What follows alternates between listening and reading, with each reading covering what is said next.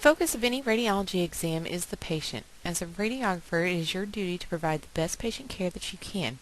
As we start any procedure, some of the first steps will be ensuring that our room is adequately prepared and stocked, and that any necessary supplies are present within the room. Necessary supplies will include your image receptors, gloves, cover sheets for the patient, as well as any positioning aids you may need like positioning sponges, wedges, or even tape. Once your room is prepared, you will bring the patient from the waiting area into the room. Once you have the patient in the room, you will introduce yourself. You will also verify that you have the correct patient. Likewise, this is an excellent time frame during which you can ask the patient any pertinent history questions that are specific to the exam that you are about to perform. For our exam today, we are looking at the patient's chest. What type of questions would you ask the patient? Remember, we need to have a good history for the radiologist who will be interpreting these images that you take, so don't forget this important step. Some typical questions asked are, do you have any history of heart disease?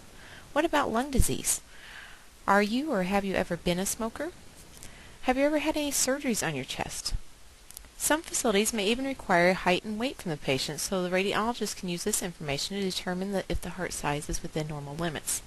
Simultaneously, you will be assessing your patient for their body habitus and ensuring that they are adequately prepared for the exam by having removed any artifacts from the area to be imaged and have had all of their questions answered about the exam. You will also be gauging your patient's ability to complete the exam with things like, is the patient able to stand, or are you going to need assistance moving the patient to complete the exam? With regards to the patient body habitus, we are taught that there are 4 main types. Especially with chest imaging, body habitus can play a huge role in our image receptor placement. A crosswise image receptor placement will be used in chest imaging for a hyperstenic patient because of their broad chest cavity and shorter lung fields. If we were to use a lengthwise image receptor, the lateral margins of our lung fields are more likely to be missing from our film, or what we call clipped. This is simply due to the fact that the image receptor is not wide enough in this placement to capture this portion of the anatomy. Likewise, when we look at the astenic body habitus, the chest cavity is very narrow with a long lung field. This body habitus would require a lengthwise placement of the image receptor, as the crosswise placement would not capture the inferior margins of the chest cavity due to the long lung fields. For positioning of the patient, chest exams are typically done in the posterior-anterior position, or PA. Once your patient is ready, have them face the upright bucky or wall stand. You will be aligning the patient's mid-sagittal plane with the center of your bucky. It's easiest to palpate the spine and line this up, as it typically falls within that mid-sagittal plane. Next, you will adjust the height of your upright bucky to place your image receptor 1.5 to 2 inches above the top margin of the shoulder on the patient. You will align your X-ray tube with the central ray or centermost part of the ray at the level of the 7th thoracic vertebrae, also known as T7. This is the midpoint of the chest cavity, and it's a common way to find this landmark is to use the hand spread method. The average human hand is approximately 7 inches wide from thumb tip to pinky tip when the fingers are spread apart. T7 is located approximately 7 to 8 inches inferior to the vertebral prominence, which is the spinous process of the 7th cervical vertebrae that actually overlies the plane of T1. Average females are around 7 inches inferior to this point, whereas males tend to be around 8 inches inferior to this point. As a student, you may want to practice with a ruler to ensure that you are accurately and consistently measuring this distance. Also, the inferior margins of the scapula are usually at the same level as T7 and can also be palpated for a centering reference.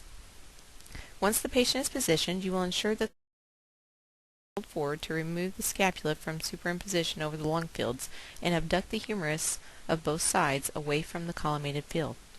Make sure you collimate your radiation field to be within 1 inch of the skin margin for maximum radiation protection, and utilize gonadal shielding for all persons of childbearing age.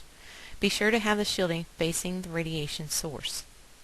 Once you are in the control booth, you will instruct the patient to take in a deep breath, blow it completely out, and then take in another deep breath and hold it for exposure.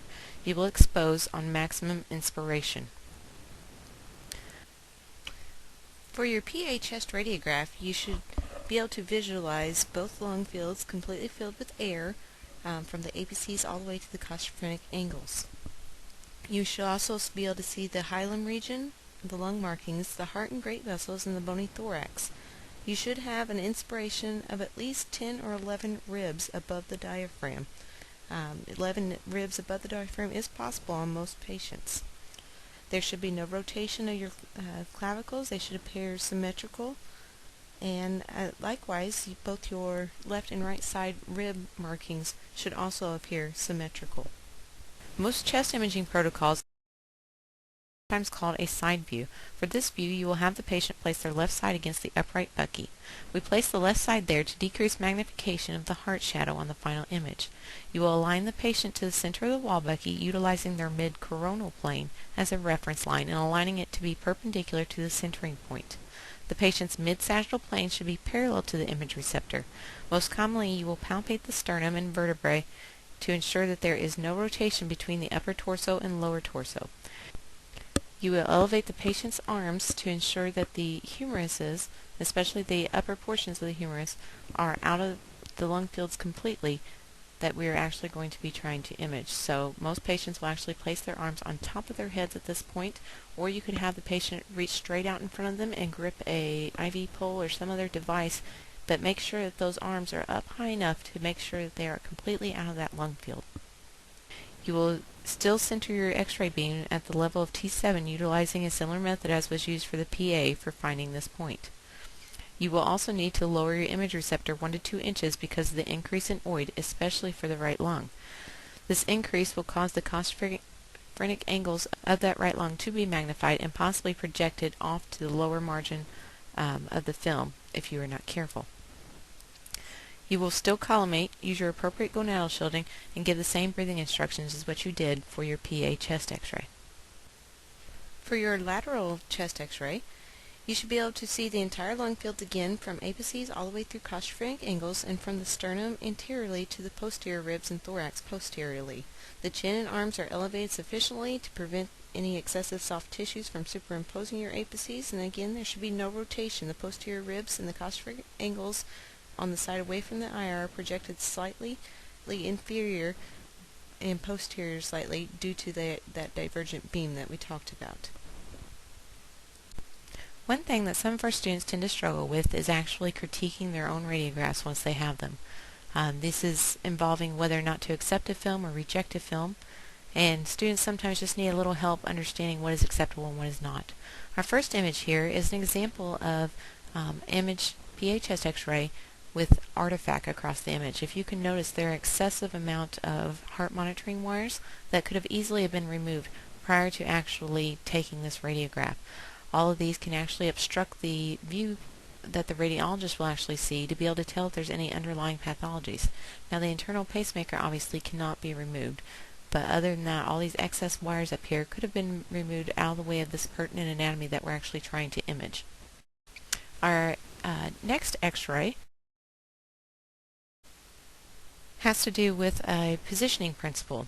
If you look closely at our image here, we can actually tell that there are an asymmetrical appearance here to our clavicles on the image.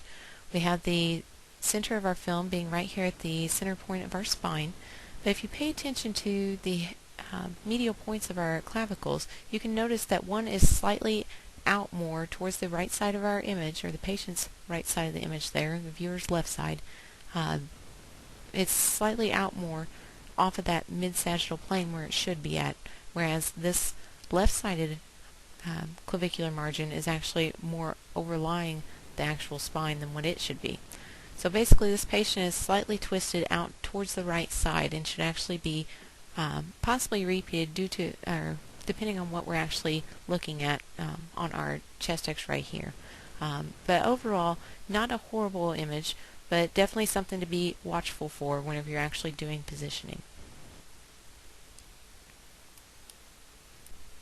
Our next image has to do with positioning as well, and on this particular image we notice we've got the patient, their clavicles are pretty symmetrical, one's slightly off but not horrible, but the most noticeable artifact here is going to be the actual patient's humeruses. We have one that has been abducted out away from the body, or the side margins of the body there. However, the patient's left humerus is actually up next to the body, and a portion of the patient's arm fat or muscle tissues is actually overlying this lateral margin of our lung field. This is a common area for several different pathologies of the lung cavity.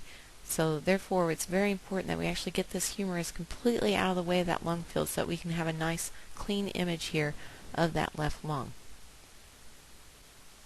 Another thing that we can also watch for when we're doing chest x-ray positioning is our patient's chin. If the patient's chin is tilted downward, it can actually project over the top portion of our lung fields here and possibly obscure any important anatomy that we may be looking for. So it's very important before you make your exposure that you double check to make sure that that patient's chin is elevated and out of the way of any pertinent anatomy. Here's another film. I'm going to let you try to critique this one.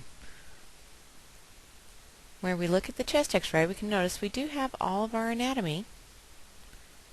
Clavicles appear to be symmetrical. Attempt was made to get these wires out of the way. So what else do you see wrong with this image?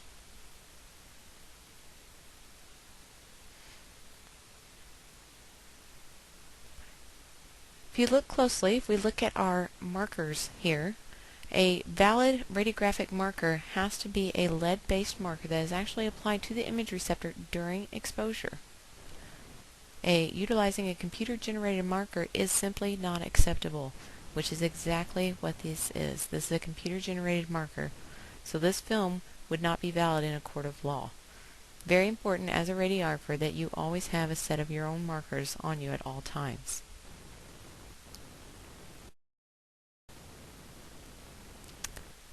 And here's another film. This is a film of a pediatric patient.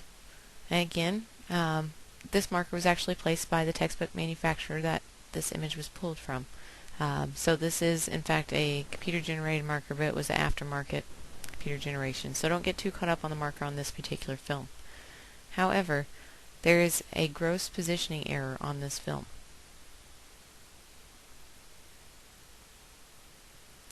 If you guessed that it's asymmetrical, if you look at your clavicles here, you can tell that this patient is definitely rotated. You can actually tell not only by the clavicles being asymmetrical. We got a nice pretty slope here, but this one slopes up steeply. This is a very asymmetrical clavicles on this patient. Likewise, you can also look at your bony detail of your ribs here. We have a set of ribs here that on first look doesn't look too terribly bad. They may be a little foreshortened, but the opposite side is definitely elongated. So that film is definitely a rotated film.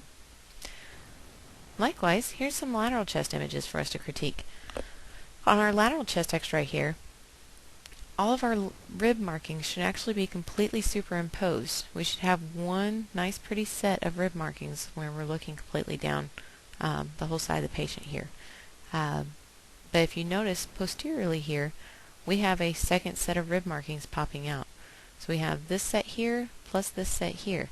This is two different ribs being displayed here that should technically be superimposed. So this patient is slightly rotated and would need to be possibly repeated depending on your department protocol in order to make sure that these lung fields are actually truly superimposed. Best way to be able to fix this is by actually palpating that sternum and that vertebral spinous processes out back here and ensuring that you have a nice equal distance between those 2 points and that mid-sagittal plane is parallel to your image receptor. Another lateral chest x-ray here. We have arrows actually indicating for us the positioning error here. This big white area right here, this is actually the patient's arm.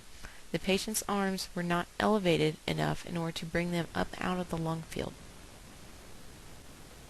This positioning error would necessitate a repeat radiograph in order to be able to remove those arms from the lung field and be able to visualize the anatomy in this area.